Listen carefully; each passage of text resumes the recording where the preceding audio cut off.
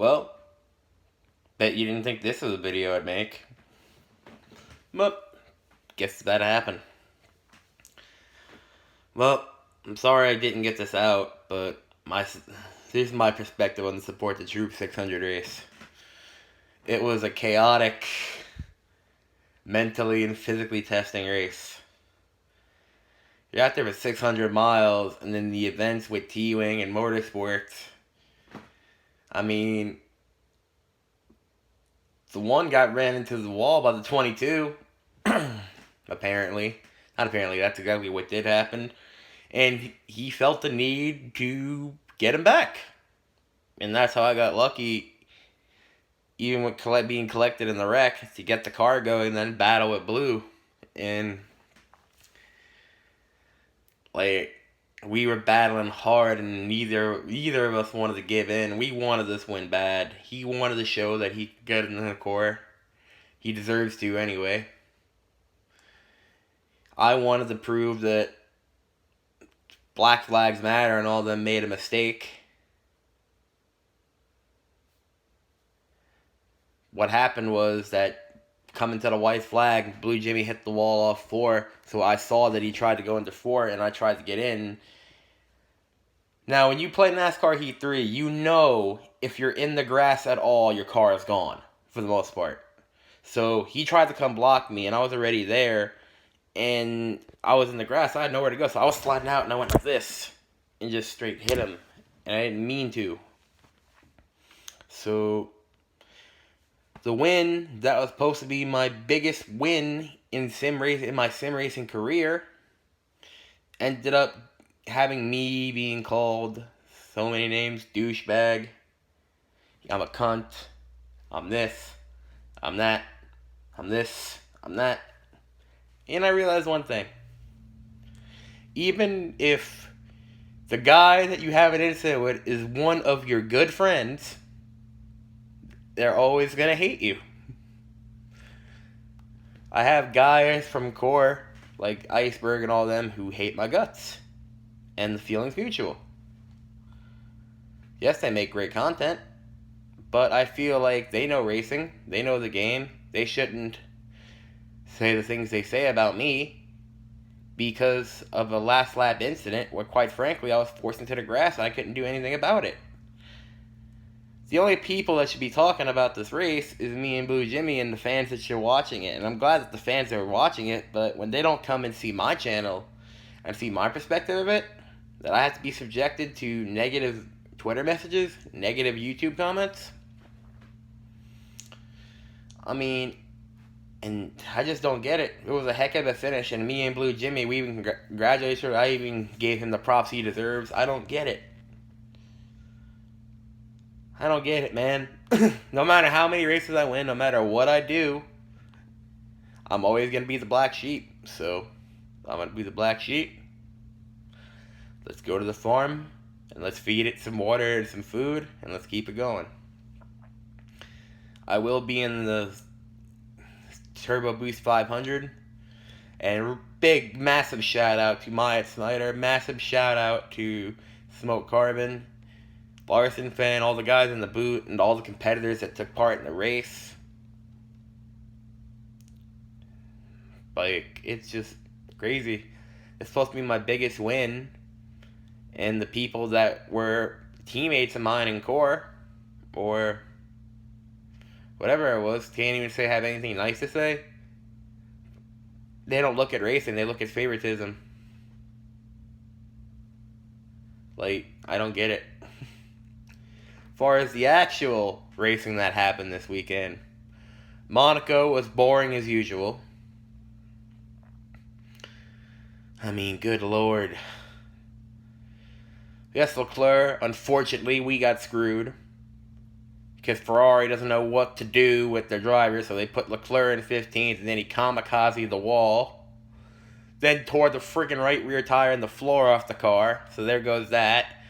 Vettel was behind Verstappen and Hamilton, and overtakings like minute at Monaco, especially with the cars. And even when we had the safety car for the debris that happened earlier, it was still just a snooze fest. it was a snooze fest until, like, let's say 26 ago, where Hamilton's complaining, as he usually does, about anything. Guys, the tires won't last. Guys, the tires won't last. You need a miracle.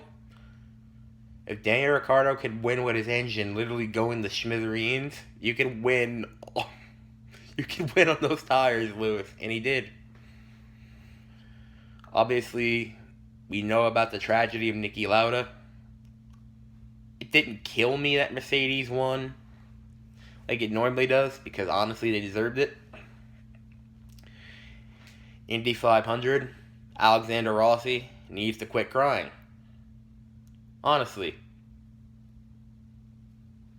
This is the most aggressive driver in the IndyCar series.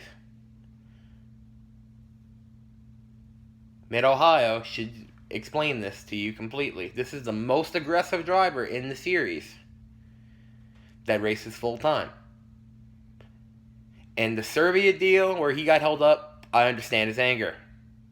The other two? Absolutely not. It doesn't state in the rule book, Helio has to move out of your way. It doesn't. It doesn't. And you can't protest that, buddy. Yes, Helio should have gotten out of the way. But if Pagano's up there, do you really think Roger Penske's going to be like, hey, Helio, you need to get out of the way? No, he's going to be like, Helio, do what you have to do to hold up the 27. And Rossi had the best car of the race, honestly, besides Pagano. And then that whole, like, green flag pit stop, then the big one that happened. And then I thought, okay, maybe we're going to get a great finish. And boy, did we. Boy, did we.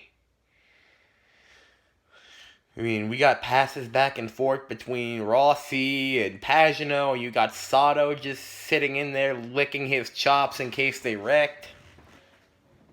It was great.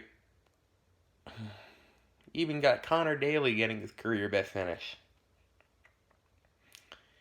And the NASCAR race, honestly,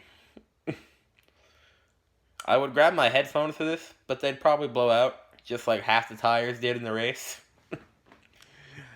There's a lot of tire failures. Then, obviously, once we got past that, Martin Truex Jr., someone needs to slap him across the face. This man complains about literally everything since he's won a championship. Get the 38 out of my way! Granted, 38 didn't, and he still passed him anyway, but the fact that he even asked that is despicable. He wrecked Bailey Curry for no reason at all. And yes, I know that people make mistakes and misjudge, but come on, man. You know that looks bad if you wreck a lapped car that has no chance of even getting a top 20.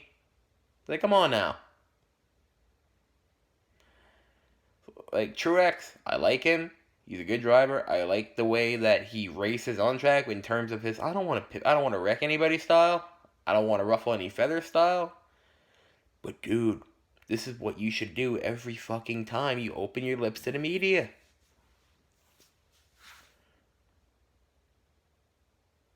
That would help you, Truex. That would help you, Martin. We had an amazing 4-wide finish and the caution happened. I mean, come on. 4-wide move coming towards the finish. I mean, Martin, I want to like you. You're becoming worse than Logano to me at this point. In terms of complaining. Like, Martin, I want to like you. You're starting to piss me off. Kamikaze Games. I'm sorry that your boy is getting Bush syndrome. I'm sorry. Can't dispute it. It's inarguable. Yes, he's having success that he deserves to have, and no one's arguing about that. No one's arguing about that. Martin Truex deserves his ride. Martin Truex isn't washed. Martin Truex is finally showing the talent that he has when he's actually had a good equipment since Furniture Row. If he had Furniture Row, Gibbs, he's showing, hey, I'm one of the best there is out there. But you gotta shut the fuck up.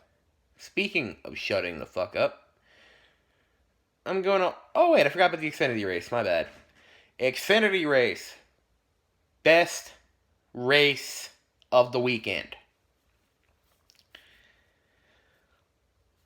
Honestly, best race of the weekend.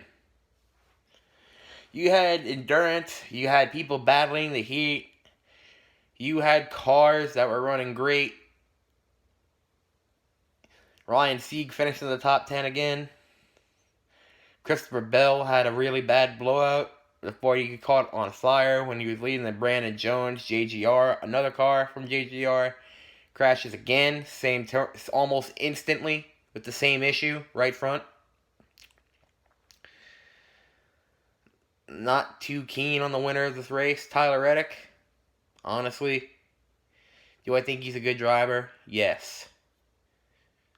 Would I like to see Kaz Grala in that car more? Yes. Do I know Kaz Grala has underperformed so far in that car? Yes, I know. I just feel like if you gave somebody like that full-time footing like Reddick got, the years Reddick got to be horrible, before he actually became good at Junior Motorsports. I'm talking about his truck years, when he was absolute bottom of the barrel garbage when it came to consistency.